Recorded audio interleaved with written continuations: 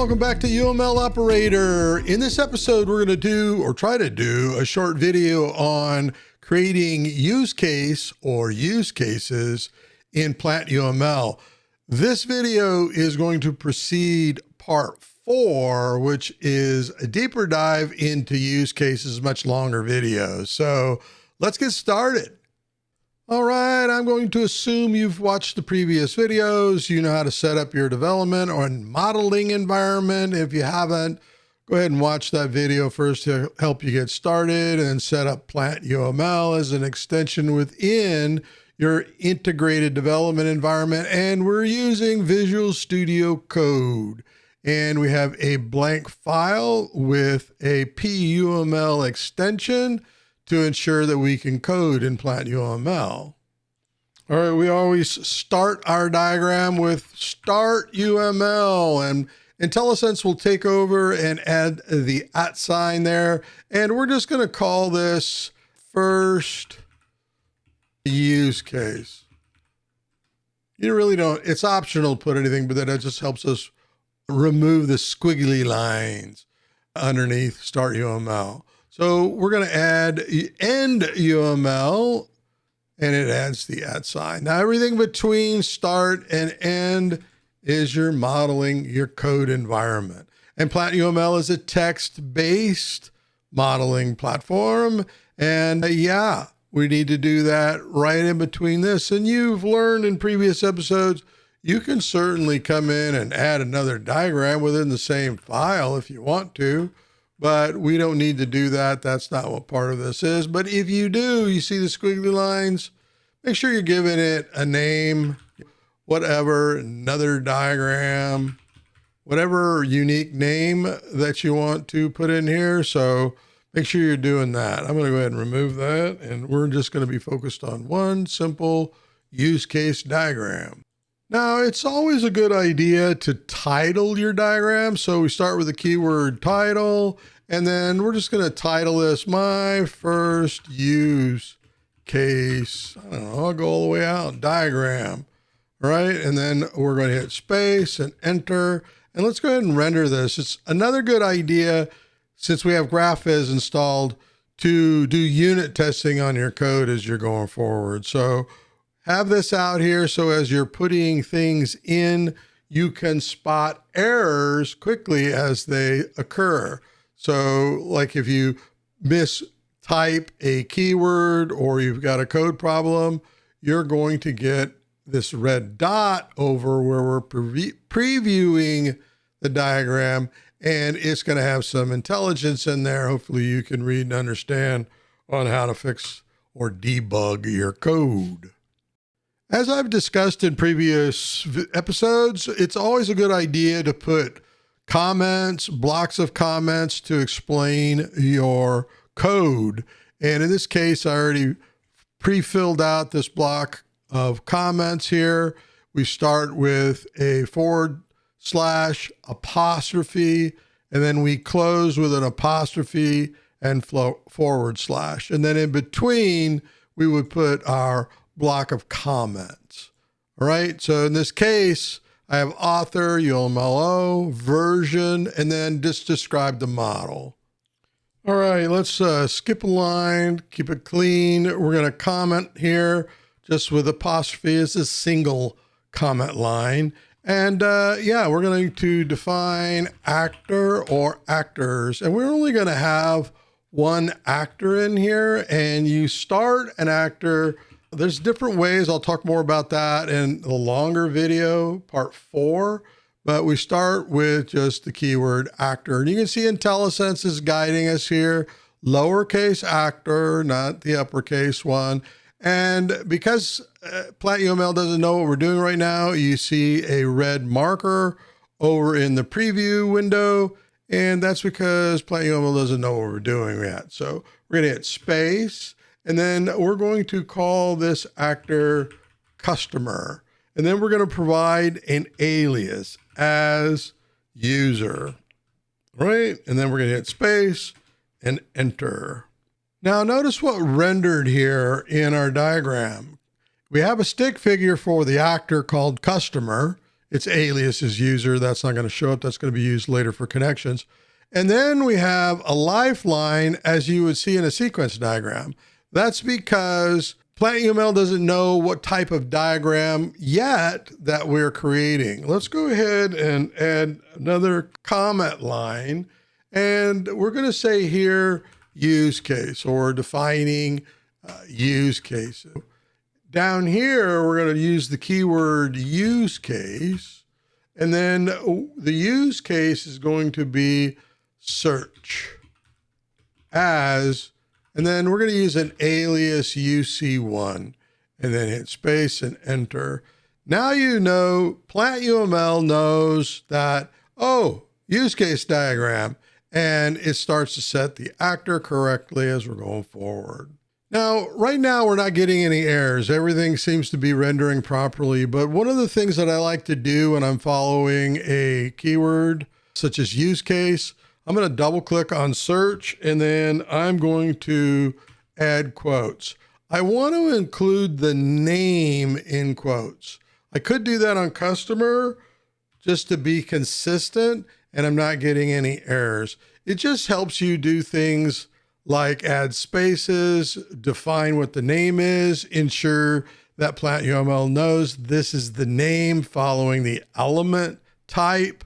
And you have a separator here as, and adds your alias. So just a good practice to do when you're building your elements. It's just going to save you some headaches later on when you're doing more complicated text-based modeling. All right, I've added a comment line here, add boundary for use cases. And the boundary is your scope or your system that is in scope for your use case. And in this case, our boundary is going to be a rectangle, and IntelliSense is helping us create that. And then open quotes, close quotes, and this is going to be company website. And then you can hit quote to close or just hit end to go to end of line as, and then lowercase for our aliases, system1.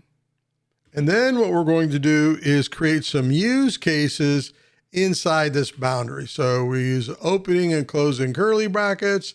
And here we define our use cases that are inside this boundary, this scope rectangle, identifying a system that's in scope. So keyword use case, open quotes, and then we're going to, our code, our fictitious company, site, and then hit end or closing quote as site, lowercase, space, and then use case. For another use case, I go ahead and hit tab. IntelliSense will fill that out for us. And then our order platform, something like that. Close quote as ordering. Right? And then I'm just going to hit enter. Now for the OurCo order platform, I want to put OurCo at the top of this use case. So I want a line break in here. And to do a line break, use \n. And you can see that it added a line break moving ordering platform down below. Now I don't need this space between the N and the O in order platform. So I'm just going to close it, right? Just get a complete center there. So that's a tip on how to create line breaks in your use cases. Let's start adding some connections between our elements and our diagram. So we have a comment in here in our code, add connections and labels. So the first one is going to be user, which is our alias for customer. And then we're going to go -- with an arrow, a greater than sign, and to UC1. Right, and you can see there, customer to search, which is UC1 that we've identified. Now, this alias is a little ambiguous. You might want to come up with, you could certainly use search lowercase to create a unique word or reference, but we're going to use UC1 in this demonstration. So I'm going to hit enter. And then what I'm going to do is go from UC1 -- for a solid with a arrow line, It signifies an association uses. So UC1 uses system1, which is our alias for our boundary called company web, right? And then anytime you want, you can come up and make edits. I want that to be capital D.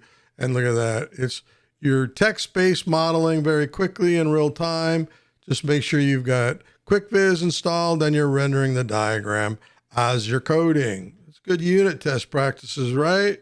Let's add some labels now. So the first connector is user to UC1, which is customer to search. And what we want to do here is put a colon. So space, colon, space. We have an exception being thrown here, an error, and we're going to need to complete this. And the label is going to be shopping, and you could go lowercase if you wanted to, lowercase s, or follow your shop's conventions. And in this case, I'm going to use uppercase to make it more non-technical, human readable. So we're saying the customer is shopping and they're using search but where are they using search? Well, it's separate from the company web. So it's outside of that. So they're not using the e-commerce site for search.